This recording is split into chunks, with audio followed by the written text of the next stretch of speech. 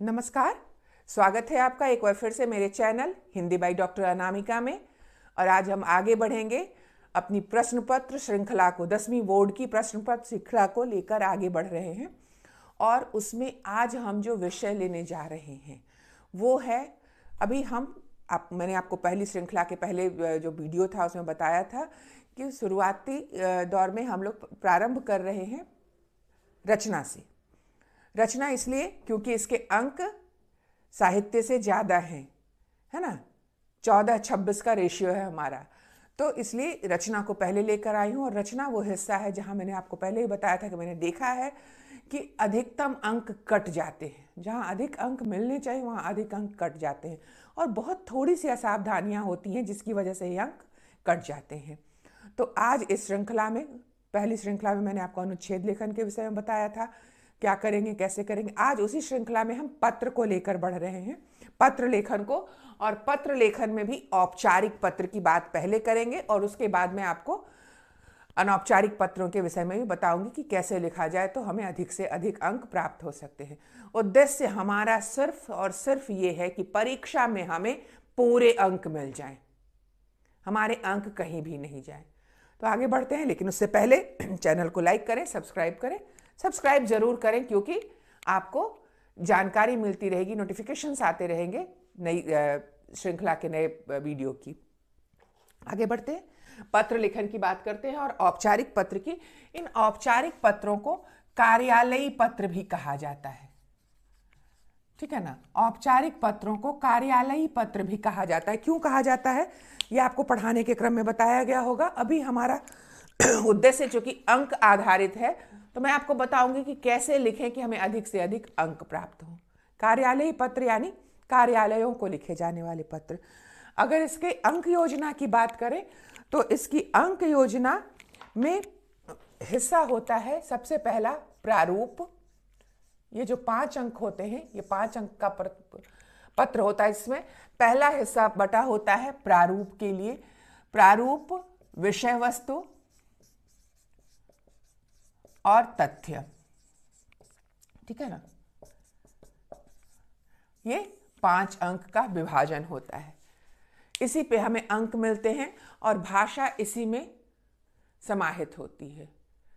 भाषा और अन्य चीजें जो वर्तनी है, भाषा है, वो सब इसी में समाहित होती है, इन्हीं में।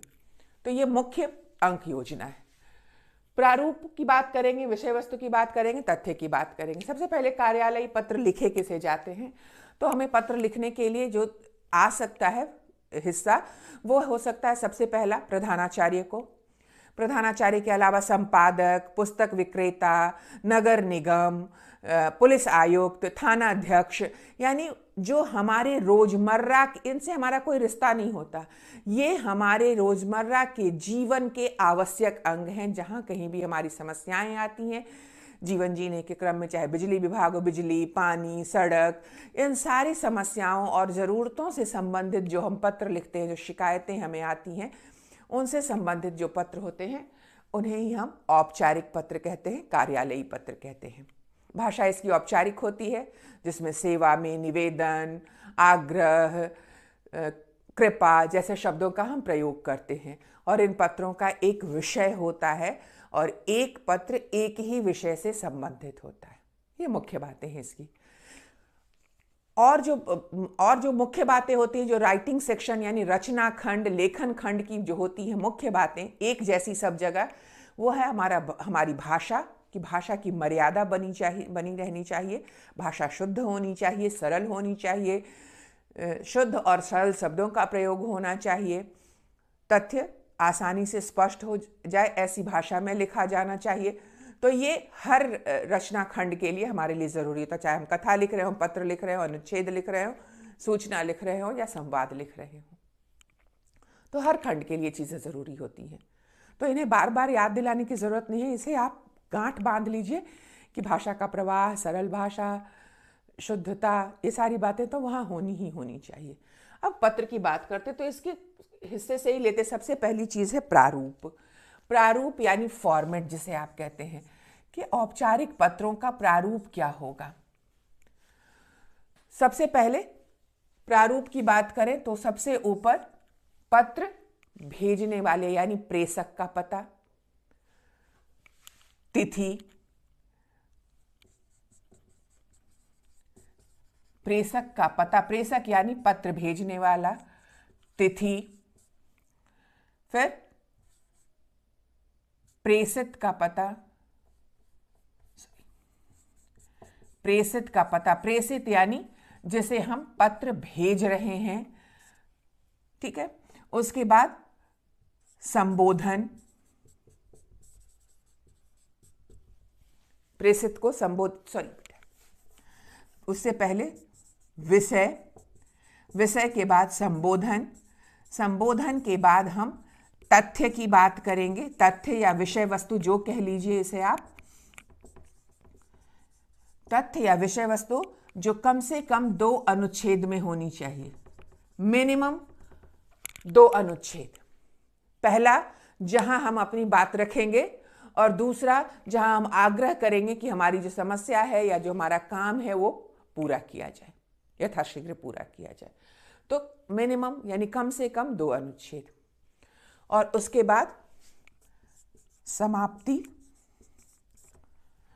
जहां पर हम अपना पुनः पता लिखेंगे, अपना परिचय देंगे। पता पूरा नहीं, भवदीय, आज्ञाकारी, आकांक्ष, ऐसे शब्दों का। तो ये है फॉर्मेट, ये है पत्र का प्रारूप। इसी प्रारूप में पत्र होगा तो आपके प्रारूप के अंक आपको प्राप्त होंगे। बच्चे ज़्यादातर क्या गलतियां करते हैं, उन्हें जो जैसे याद आता जाता है वे लिख देते हैं।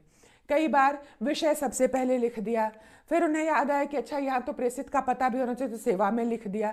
जैसे ही आपने ये गलती की तो आपके प्रारूप के अंक कट जाएंगे। तो ये हो गया प्रारूप। दूसरी बात जो बहुत महत्वपूर्ण है ध्यान रखने की, जो बहुत ज़्यादा गलती होती है, पत्र हमेशा नए पृष्ठ से प्रारंभ करें।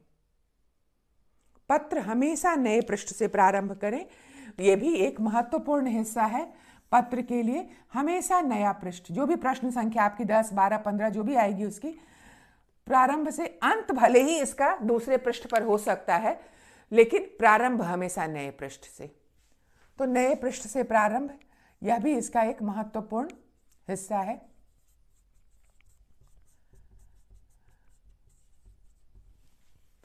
ये जरूरी चीज है पत्र के लिए।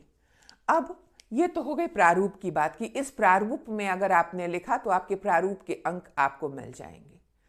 अब बात करते हैं विषय वस्तु की, है ना। अब बात करते हैं विषय वस्तु की कि इसकी विषय वस्तु कैसे होनी चाहिए और समाप्ति कैसे हम करेंगे, ठीक है ना। तो विषय वस्तु और समाप्ति की बात करते हैं, ठीक है। अब ये पत्र जिन लोगों को लिखे जाते हैं हम उनकी ओर ध्यान देंगे।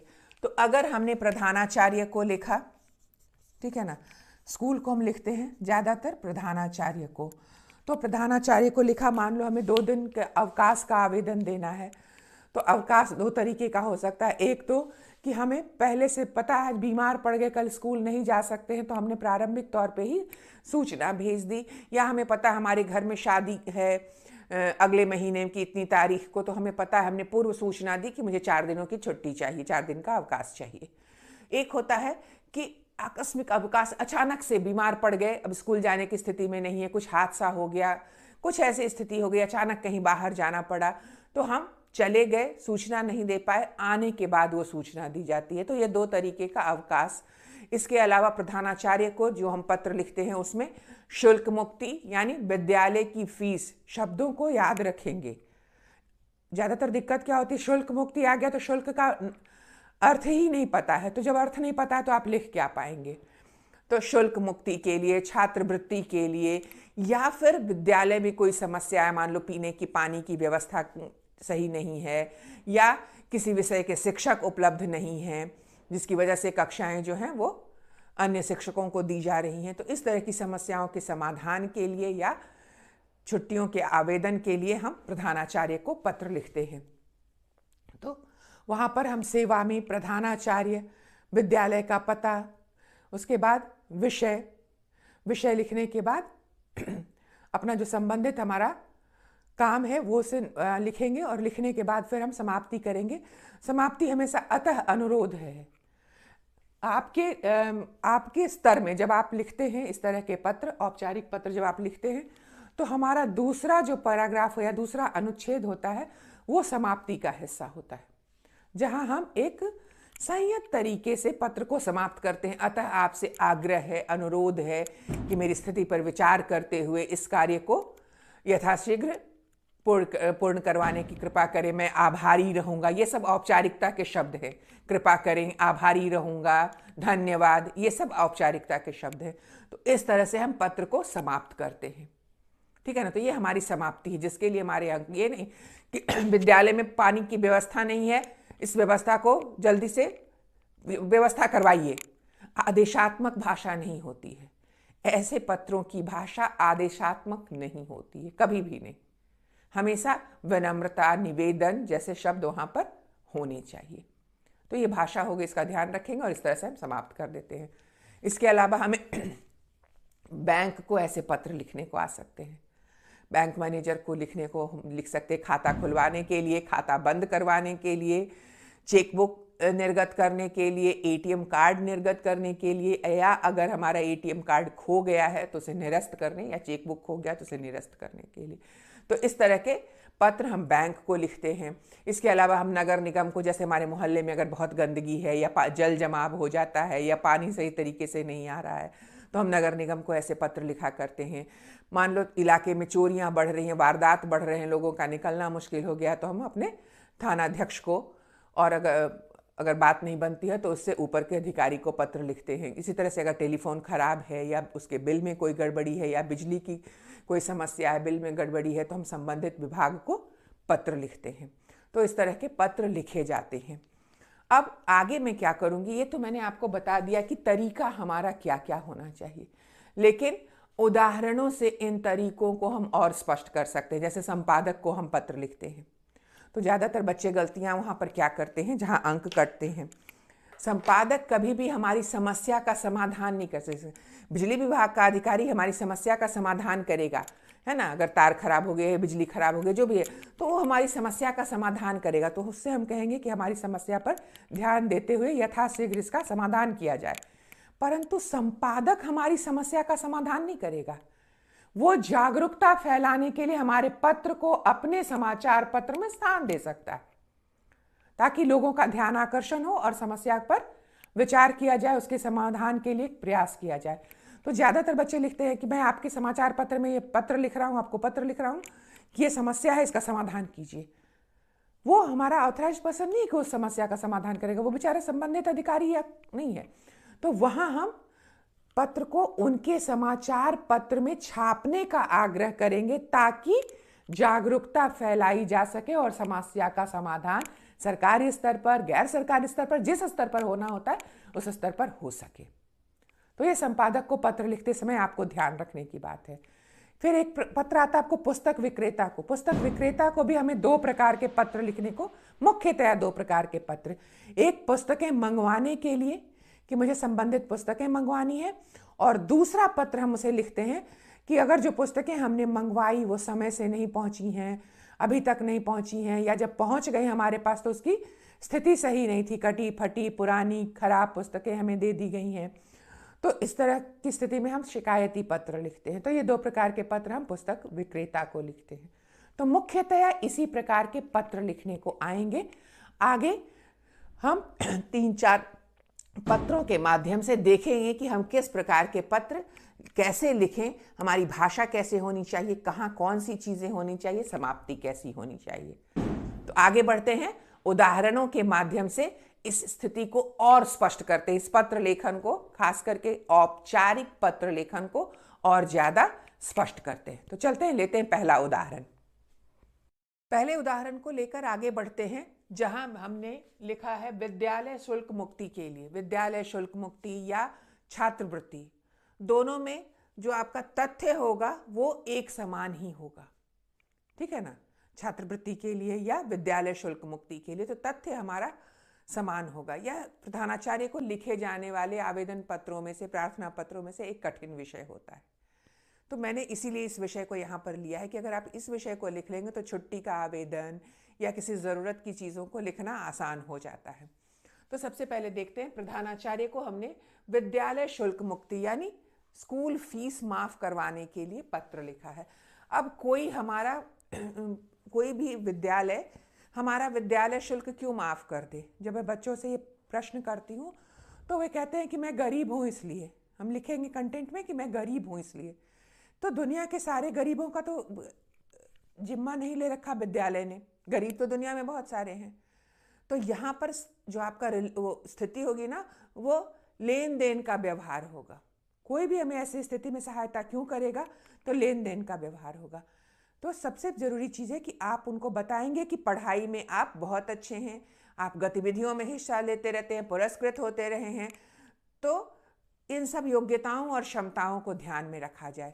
तभी तो विद्यालय भी सोचेगा ना कि हाँ, अगर मैं अपने इस विद्यार्थी को यहाँ सहयोग करता हूँ, सहायता करता हूँ, तो इसका जो परीक्षा परिणाम होगा, जो रिजल्ट होगा, वो मेरे विद्यालय को आगे ले जाने में सहयोग करेगा। तो इसीलिए मैंने कहा लेन देन का रास्ता होगा। तभी सभी गरीब एक विद्यालय में आ जाएंगे तो विद्यालय क्या करेगा? वो खुद ही बंद हो जाएगा। इसलिए ऐसी स्थिति नहीं होनी चाहिए। हमेशा वो देना है आपको कि वो क्या वजह है जिसके कारण आपका विद्यालय शुल्क माफ कर दिया जाए। तो प्रारूप के साथ देखेंगे। सबसे पहले यहाँ लिखा सेवा में हमने किसे समर्पित किया? तो सेवा में प्रधानाचार्य, क ख ग विद्यालय, अब स नगर मैंने लिखा हुआ है। इसलिए लिखा है कि जब आप परीक्षा दे रहे हों तब आपको अपना नाम और पता वहां लिखना नहीं है। हाँ, अगर आपके प्रश्न पत्र में पता दिया हुआ है, आपका नाम एक दिया हुआ है, एक निश्चित नाम कि आप शौर्य हैं और इस सरस्वती विद्यालय के छात्र हैं, तब आपको नाम के स्थान पर अपना वो जो नाम पत्र में दिया गया है शौर्य, वो इस्तेमाल करना है। तब क्या है कि जितने भी 10वीं बोर्ड का एग्जाम दे रहे हैं सबके पत्र में शौर्य नाम लिखा हुआ होगा। तो आपकी निजी पहचान नहीं, अपनी निजी पहचान कभी भी पत्र में नहीं डालेंगे। इस बात का ध्यान रखेंगे। अगर आपको एक नाम और पता दिया गया तो उसे इस्तेमाल कीजिए, नहीं दिया गया तो अब स क ख ग इनका इस्तेमाल कीजिए। तो इसीलिए मैंने यहाँ लिखा है प्रधानाचार्य, क ख ग विद्यालय, अब स नगर। ये हमने पता लिख दिया जिसे हम पत्र प्रेषित कर रहे हैं। पदनाम और पदनाम के बाद पता। फिर विषय, हमारा विषय आ गया और एक पत्र में एक ही विषय पर बात की जाती है। ठीक है, दूसरे विषय के लिए फिर हम दूसरा पत्र लिखेंगे। नहीं कि शुल्क मुक्ति भी और विद्यालय में पानी की व्यवस्था भी, दोनों हमने इसी पत्र में लिख दिया है, दोनों को कर लीजिए। हमेशा एक विषय से संबंधित एक पत्र होगा। तो हमने विषय लिखा शुल्क मुक्ति हेतु प्रार्थना पत्र। विषय हमेशा छोटा लिखेंगे, उचित और छोटा विषय, और विषय लिखने के बाद पूर्णता का प्रमाण देंगे पूर्ण विराम के साथ। फिर हमने संबोधन दिया, महाशय, महोदया, महाशया। अगर ऐसी जगहों पर जहां हमें पता नहीं होता, हमें पता है कि हमारे विद्यालय के प्राचार्य कौन है, तो हमने महाशय या महाशया का संबोधन दिया। लेकिन जब पता नहीं हो तो ये स्थिति सबसे उचित होती है, महाशया। यानी दोनों में से जिस स्थिति में है वो उसे अपने लिए स्वीकार कर लेंगे। फिर यहाँ अभिवादन नहीं होता, औपचारिक पत्रों में अभिवादन नहीं होता, क्योंकि इनसे हमारा कोई निजी रिश्ता नहीं होता है, इनसे हमारा काम का रिश्ता होता है। इसलिए अभिवादन की आवश्यकता नहीं होती है। फिर हम अपने विषय पर आ जाते हैं, विषय वस्तु या तथ्य जो हमें यहाँ विषय दिया गया है, अब हम उसे लेकर बढ़ रहे हैं। तो सविनय निवेदन है आग्रह के साथ कि मैं आपके विद्यालय की 10वीं कक्षा का छात्र ख स हूँ। मैंने यहाँ नाम नहीं लिया, अगर आपको कोई नाम दिया गया तो आप उसे यहाँ इस्तेमाल कर लेंगे। पिछले 6 वर्षों से विद्यालय में अध्ययन के क्रम में सदा अपनी कक्षा में प्रथम स्थान प्राप्त करता रहा हूँ। आपने अपनी योग्यताएं बतानी प्रारंभ की हैं, जिन योग्यताओं के बदौलत, जिसके कारण, जिसकी वजह से आपको विद्यालय शुल्क में मुक्ति मिल सकती है। तो मैं कक्षा में प्रथम स्थान प्राप्त करता रहा हूँ। इसके साथ ही मैं अन्य क्रियाकलाप और गतिविधियों, जो अन्य सहगामी क्रियाएं होती हैं, वाद विवाद है या अन्य क्रियाएं जो होती हैं, हिस्सा लेता रहा हूँ और पुरस्कृत भी होता रहा हूँ। यानी पढ़ने के साथ साथ मैं अन्य गतिविधियों में भी हिस्सा लेता रहा हूँ। विद्यालय का नाम मैंने ऊपर रखा है। दुर्भाग्यवश पिता की लंबी बीमारी के कारण घर की आर्थिक स्थिति खराब हो गई। अब क्या वजह है जो आपको शुल्क मुक्ति की ज़रूरत पड़ गई है? तो हमने वो कारण बताया कि पिता बीमार है, लंबी बीमारी के कारण घर की आर्थिक स्थिति खराब हो गई है, जिसके कारण पढ़ाई रुक जाने की स्थिति उत्पन्न हो गई है। लंबे समय से पैसे घर में नहीं आ रहे हैं तो फीस देना मुश्किल हो रहा है, तो पढ़ाई अब रोकनी पड़ेगी, ऐसी स्थिति आ गई है। अब आपने क्या किया, अपनी योग्यताएं बता दी और कारण भी बता दिया। अब हम उनसे आग्रह करेंगे इस कारण पर ध्यान देने के लिए और योग्यताओं पर ध्यान देकर हमारा कार्य पूरा करने के लिए। तो हमने लिखा, फिर यहाँ से आपका अनुच्छेद परिवर्तित हो गया। यहाँ तक हमारा एक अनुच्छेद है, प्रथम अनुच्छेद है, और यहाँ से हमने दूसरा अनुच्छेद परिवर्तित कर दिया। अतः, ये अतः अनुच्छेद परिवर्तन का इंडिकेशन है, उसको निर्देश है। अतः आपसे निवेदन है कि मेरी योग्यता और क्षमता को ध्यान में रखते हुए, यानी जो मुझ में योग्यताएं हैं, जो क्षमता है, उसको ध्यान में रखते हुए शुल्क मुक्ति प्रदान कर मेरी आगे पढ़ने की इच्छा में सहयोग प्रदान करें। मैं पढ़ना चाहता हूँ, पढ़कर कुछ करना चाहता हूँ, तो मैं इस लायक भी हूँ। मैंने आपको दिखा दिया है कि आप देख सकते हैं कि मैं ऐसा हूँ, तो मुझे ये सहयोग दें। आपकी इस कृपा के लिए मैं आपका आभारी रहूँगा, सदा आपका आभारी रहूँगा, मैं आपका आभारी रहूँगा। यानी अगर आपने मुझे ये सहूलियत दी तो मैं आपके प्रति आभार का भाव रखूँगा, आपका कृतज्ञ रहूँगा कि आपने मेरी सहायता की है। देन धन्यवाद लिखेंगे, और धन्यवाद लिखने के बाद आपका आज्ञाकारी या आपका विश्वासी। बहुत सारे बच्चे अंग्रेजी से हिंदी में ट्रांसलेट करके योर्स फेथफुली की जगह पर आपका क्या से लिख देते हैं, कुछ भी लिख देते हैं ट्रांसलेशन करके, तो वो लिखेंगे नहीं। आपका विश्वासी या आपका आज्ञाकारी, और फिर अपना नाम, कक्षा, क्रमांक जो भी है वो लिखने के बाद मैं यहाँ पर लिख दे रही हूँ, नाम, कक्षा, क्रमांक लिखने के बाद सबसे नीचे हम वो तिथि लिखेंगे जिस तिथि को हम ये पत्र लिख रहे हैं। और तिथि हमेशा इस प्रारूप में लिखी जाएगी। जैसे आज की तिथि मुझे अगर देनी है तो आज क्या है, 11 फरवरी 2022, इस प्रारूप में तिथि लिखी जाएगी।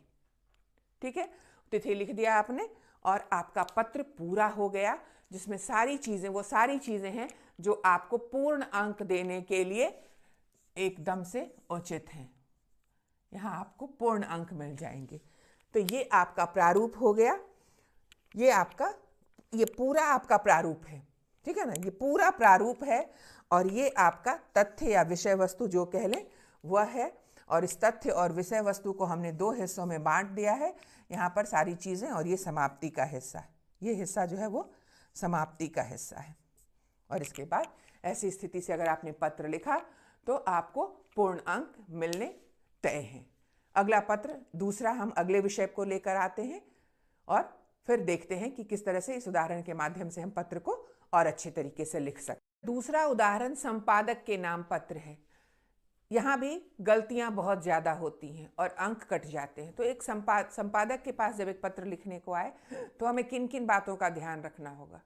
संपादक के पास लिखा गया पत्र, मैंने आपको पहले भी बताया कि विचार विमर्श का खुला मंच है, जहाँ पर हम समस्याओं और अन्य चीज़ों के विषय में चर्चा करते हैं, चाहते हैं कि ये पत्र वहाँ स्थान पाए और समाज और सरकार की निगाह इसके ऊपर जाए। एक समाचार पत्र के संपादक के नाम एक पत्र लेकर मैं आपके लिए आई। उदाहरण के तौर पर हिंसा प्रधान फिल्मों के, यह भी एक महत्वपूर्ण विषय भी है। यह बढ़ती महंगाई, हिंसा प्रधान फिल्में, ये सब समाचार पत्र के मुख्य विषय होते हैं समाचार पत्र के संपादक के नाम पत्र लिखने को। तो हिंसा प्रधान फिल्मों के बाल और युवा मन पर पड़ने वाले दुष्प्रभाव का वर्णन करते हुए किसी समाचार पत्र के संपादक के नाम पत्र लिखना है हमें। ठीक है ना, तो हम यहाँ पर किसी भी समाचार पत्र का नाम लिख सकते हैं, अपनी तरफ से बनाकर भी लिख सकते हैं, और किसी भी जो स्थापित समाचार पत्र है उनका भी नाम लिखेंगे, क्योंकि ये कोई निजी जानकारी नहीं है। ये समाचार पत्र पूरे भारत में और सब जगहों पर मिलने वाली चीज़ है। तो अगर आपने नाम लिखा तो कोई दिक्कत नहीं होगी। तो शुरुआत करने में सबसे पहले हम जो प्रेषक है उसका पता लिखते हैं, सेंडर एड्रेस जिसे आप बोलते हैं अंग्रेजी में, सेंडर्स एड्रेस। तो प्रेषक का पता लिखा। अब प्रेषक का पता में मैंने लिखा, और सबसे सुरक्षित प्रेषक का पता क्या है, अगर आपके पत्र में कोई पता नहीं दिया गया है कि आप इस कॉलोनी के निवासी हैं या इस स्थान के रहने वाले हैं, अगर वह नहीं दिया गया है तो सबसे सुरक्षित से पता जो होता है प्रेषक का, वो होता है परीक्षा भवन। परीक्षा भवन, क ख ग विद्यालय। अगर आपने क ख ग विद्यालय नहीं भी लिखा, सिर्फ परीक्षा भवन भी लिख दिया ना, तो वो प्रदर्शित करता है कि आपको मालूम है कि वहां पर सेंडर्स एड्रेस यानी प्रेषक का पता लिखना है। तो ये चीज स्पष्ट हो जाती है। इसलिए सबसे सुरक्षित परीक्षा भवन। अगर कोई नाम दिया गया तो उसे इस्तेमाल कीजिए, नहीं तो परीक्षा भवन। तो परीक्षा भवन क ख ग विद्यालय मैंने यहाँ लिखा है, कोई नाम हमें नहीं दिया गया था तो मैंने इसे इस्तेमाल कर लिया। फिर तिथि लिखी मैंने 11 फरवरी 2022, जिस दिन हम पत्र लिख रहे हैं। सेवा में संपादक संबोधित किया हमने पद नाम लिखकर। तो यहाँ प्रेषित का पता, किसे हम पत्र भेज रहे हैं। सेवा में संपादक दैनिक भास्कर, दैनिक भास्कर के संपादक को हम लिख रहे हैं। ठीक है। फिर विषय हमारा हिंसा प्रधान फिल्मों का प्रभाव। पूरे विषय से हमने संक्षिप्त रूप में मुख्य हिस्सा विषय के लिए चुन लिया और वहां हमने इसे लिख दिया है। तो हिंसा प्रधान फिल्मों का प्रभाव पूरा लिखना नहीं है। हिंसा प्रधान फिल्मों का बाल, और वो हम नीचे कंटेंट में तथ्य में लिखने जा रहे हैं इन्हीं बातों को, इसलिए विषय एकदम संक्षिप्त होना चाहिए। तो हिंसा प्रधान फिल्मों का प्रभाव। महाशय संबोधन किया हमने, अभिवादन की जरूरत होती नहीं है औपचारिक पत्रों में। मैं आपके प्रतिष्ठित अखबार का नियमित पाठक हूँ। थोड़ा सा तो उन्हें भी एहसास कराना होगा ना, हमारा पत्र छपे इतना आसान काम नहीं होता, तो थोड़ा सा उन्हें एहसास कराइए कि आप महत्वपूर्ण हैं हमारे लिए। मैं आपके प्रतिष्ठित अखबार का नियमित पाठक हूँ। आपके समाचार पत्र के माध्यम से सरकार और समाज का ध्यान हिंसा प्रधान फिल्मों के दुष्प्रभाव की ओर आकर्षित करना चाहता हूँ। तुरंत विषय पर आ जाइए। हिंसा प्रधान फिल्मों के दुष्प्रभाव की ओर आकर्षित करना चाहता हूँ। आजकल न केवल हिंसा प्रधान फिल्मों का निर्माण अपितु उनका प्रदर्शन भी धड़ल्ले से किया जा रहा है। ठीक है, फिल्में निर्मित भी हो रही हैं और उनका प्रदर्शन भी किया जा रहा है। ऐसा प्रतीत होता है, इन प्रदर्शन और निर्माण को देखकर ऐसा प्रतीत होता है मानो सरकार का इन पर कोई नियंत्रण नहीं है। ठीक है ना, सरकार का विभाग है, मंत्रालय है जो इस पर नियंत्रण रखता है, जो देखता है, सेंसर बोर्ड जिसे आप कहते हैं, वो देखता है कौन सी चीज़ें जानी चाहिए, किसका क्या प्रभाव पड़ेगा, आपत्तिजनक है, ये सारी बातों का ध्यान रखता है, नियंत्रण रखता है वह। तो ऐसा लग रहा है कि उसने कोई नियंत्रण नहीं रखा है।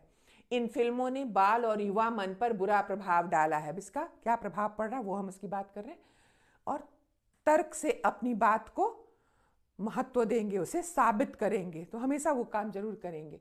बाल और युवा मन पर प्रभाव डाला है क्योंकि ये शीघ्र इनकी ओर आकर्षित हो जाती है। यानी ये जो वर्ग है बच्चों का, किशोरों का, युवा मन जो होता है वह इसकी ओर जल्दी आकर्षित हो जाता है।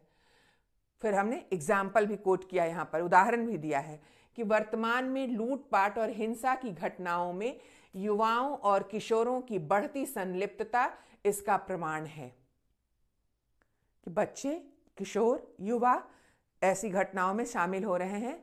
आए दिन अखबारों में हम पढ़ते हैं। तो संलिप्तता यानी उसमें शामिल होना, इसका प्रमाण है। फिर अनुच्छेद परिवर्तित कर देंगे पत्र को समाप्त करने के लिए। हम समाप्ति की ओर आ रहे हैं। हमने बता दिया कि इसका क्या प्रभाव पड़ा, कैसे इस पर ऐसा मुझे लग रहा है कि नियंत्रण नहीं है, क्योंकि ये बहुत धड़ल्ले से दिखाई जा रही, बनाई जा रही हैं। इसका प्रभाव क्या पड़ रहा है, किस पर पड़ रहा है, वो हमने लिख दिया। वर्तमान से एक उदाहरण भी दिया कि ये जो हिंसा की और लूटपाट की घटनाएं बढ़ रही हैं उस पर उनकी संलिप्तता बढ़ रही है। फिर अब हम पत्र को समाप्त करेंगे। तो इस पत्र के माध्यम से मैं सरकार के सूचना एवं प्रसारण मंत्रालय से अपील करना चाहता हूं कि वे इस प्रकार की फिल्मों के निर्माण एवं प्रदर्शन पर नियंत्रण लगाएं। ठीक है, फिर हम यहां लिख सकते हैं, आशा है इस पत्र को या इसे अपने समाचार पत्र में, ये भी लिखा जा सकता है, समाचार पत्र में स्थान देकर, ठीक है ना, आप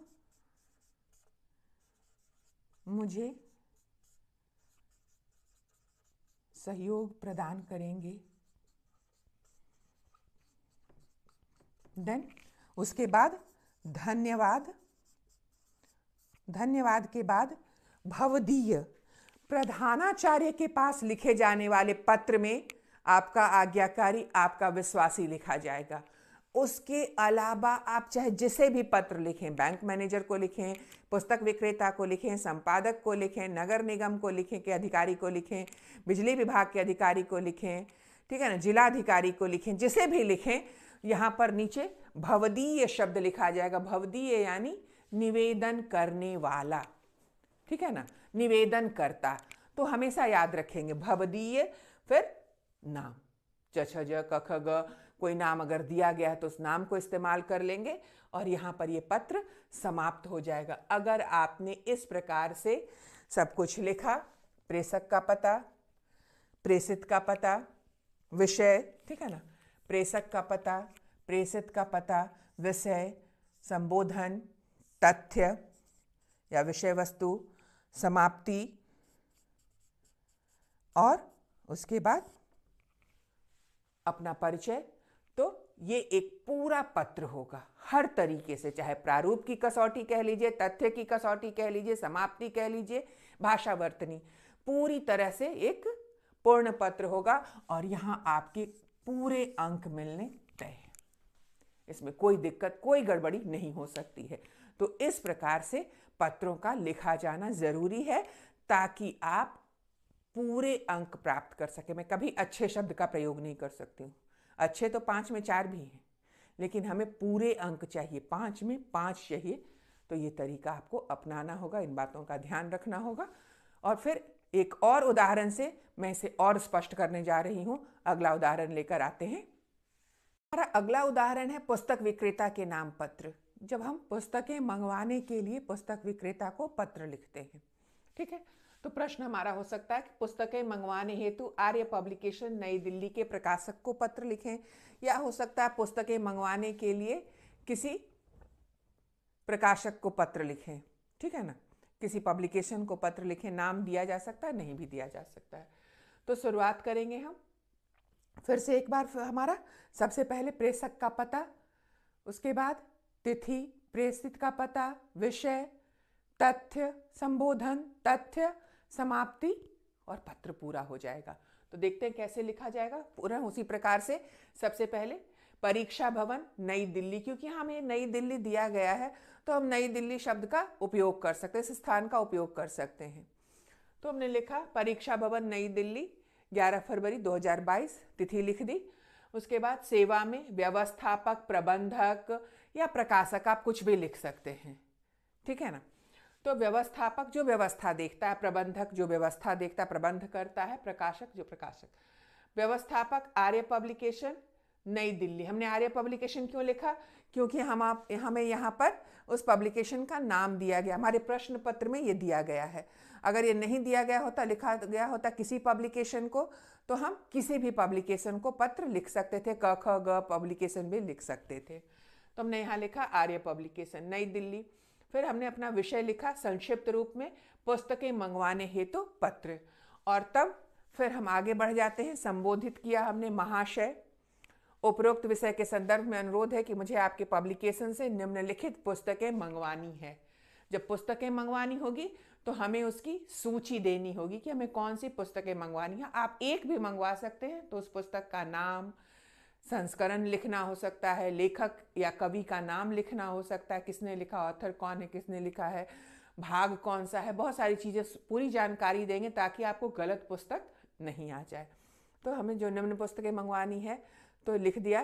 तो पहला ये है, आओ हिंदी लिखें भाग 2। कितना चाहिए आपको? 1 कॉपी चाहिए, 1 प्रति चाहिए, 10 चाहिए, 5 चाहिए, 100 चाहिए, कितना चाहिए, तो वो आपको यहाँ पर लिखकर बताना पड़ेगा। तो मुझे इन 3 पुस्तकों की 20-20 प्रतियाँ चाहिए। तो मैंने लिखा है आओ हिंदी लिखें भाग 2 20 प्रति, सरल गणित भाग 2 20 प्रति, सामान्य विज्ञान भाग 2 20 प्रति। यानी ये पुस्तकें मुझे इतनी संख्या में चाहिए और ये भाग होना चाहिए उसका। तो हमने सूचना दे दी। फिर हमने लिखा, ये हमारा दूसरा हिस्सा हो गया पत्र का, कि इस पत्र के साथ 500 रुपये का अग्रिम ड्राफ्ट भेज रहा हूँ। यानी हमने एडवांस दिया है, इसे अग्रिम राशि कहा जाता है। तो 500 रुपये का अग्रिम ड्राफ्ट भेज रहा हूँ और शेष राशि पुस्तकें प्राप्त होने के बाद यथाशीघ्र निर्गत कर दी जाएंगी। यानी जैसे ही पुस्तकें आएंगी तो जो शेष राशि होगी, जो बचा पैसा होगा, वो हम आपको दे देंगे, है ना। उसे अश्योर कराना होगा। ध्यान रखें, अब हम उससे निवेदन कर रहे हैं कि क्या क्या सावधानी रखिएगा। आप जब पुस्तकें भेजिए तो क्या क्या सावधानियां होनी चाहिए, किन बातों का ध्यान रखा जाना चाहिए। तो हमने लिखा है, ध्यान रखें कि पुस्तकें पुराने संस्करण की नहीं हो, यानी सब नए संस्करण, न्यू एडिशन की हो, पुराना नहीं चाहिए मुझे। तो ध्यान रखें कि पुस्तकें नई संस्करण की हो, साथ ही, ठीक है ना, साथ ही उचित अवस्था में हो। एक तो कि नए संस्करण की हो और दूसरा उनकी स्थिति अच्छी हो, अर्थात कहीं से कटी फटी नहीं हो। यानी पुस्तकें जो है वो खराब स्थिति में नहीं होनी चाहिए कि फटी हुई हैं, या फिर उसमें प्रिंटिंग एरर, जो कहते हैं ना छापने की गलतियां होती है कि एक ही चैप्टर 2 बार दे दिया गया, एक ही पार्ट है, एक पार्ट नहीं है, तो ऐसी स्थिति नहीं होनी चाहिए। उचित अवस्था में हो, कटी फटी नहीं हो। फिर हमने लिखा धन्यवाद, समाप्ति की भवदीय क ख ग। तो ये हमने पुस्तक विक्रेता को। अब इसी पुस्तक विक्रेता को हम दूसरा पत्र लिख सकते हैं कि उसने पुस्तकें, जो हमने यहाँ लिखा है ना कि वो कटी फटी नहीं हो, संख्या पूरी होनी चाहिए, अब वो स्थिति में नहीं आई, तो हम इसके लिए भी लिख सकते हैं उसे कि आपने जो भेजा वो सही नहीं था, तो इसे वापस भेज रहा हूँ, या मंगवाएं और उसको दोबारा भेजें।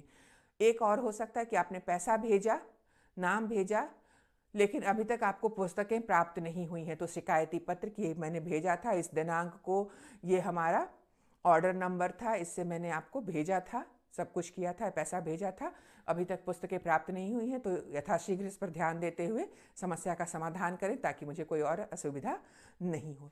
तो इस तरह के पत्र पुस्तक विक्रेता को। इसके अलावा इसी प्रारूप को ध्यान रखते हुए, मान लीजिए आपके पास प्रश्न आ जाता है कि अपने क्षेत्र में बढ़ती अपराध की घटनाओं के लिए थानाध्यक्ष को पत्र लिखें, तो चीज़ें वही हो जाएंगी फिर से।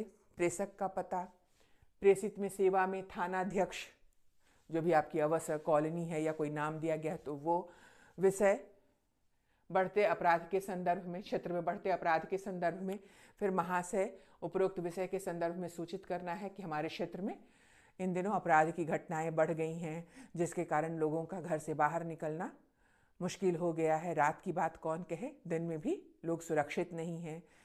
ये सब लिखने के बाद कि आपसे फिर पैराग्राफ चेंज करके, अनुच्छेद परिवर्तित करके लिखेंगे कि इस संदर्भ में आपसे अनुरोध है कि यथाशीघ्र पुलिस की गश्ती बढ़ाकर जैसे भी करके आप समस्या का समाधान करें, ताकि कॉलोनी वासियों का जीवन सुरक्षित हो सके, वे सामान्य जीवन जी सकें।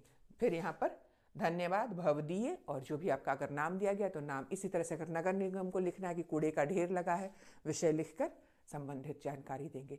तो जब आप इस प्रकार से पत्र लिखेंगे, पूरे प्रारूप को ध्यान में रखते हुए, तथ्य आपका उचित होगा, तो कभी भी आपके अंक नहीं कटेंगे और हमेशा आपको पूरे अंक मिल जाया करेंगे। तो इन बातों का ध्यान रखिएगा और पत्र लेखन में पूरे अंक लेकर आना है ना। तो एक बार आपको फिर से आपकी आने वाली परीक्षा के लिए शुभकामना देती हूँ कि इस प्रारूप को फॉलो कीजिए, इसको ध्यान में रखिए और अपना काम उचित तरीके से करके अच्छे अंक प्राप्त कीजिए। मिलते हैं पत्र के अगले भाग, यानी अनौपचारिक पत्र की चर्चा करेंगे और फिर हम आगे अन्य विषयों को लेकर आएंगे। लेकिन इसके साथ ही साथ आपसे आग्रह है कि मेरे चैनल को सब्सक्राइब करें, ताकि मैं इतने ही उत्साह से आपके लिए वीडियो लेकर आऊं और आपको नोटिफिकेशन मिलती रहे। धन्यवाद।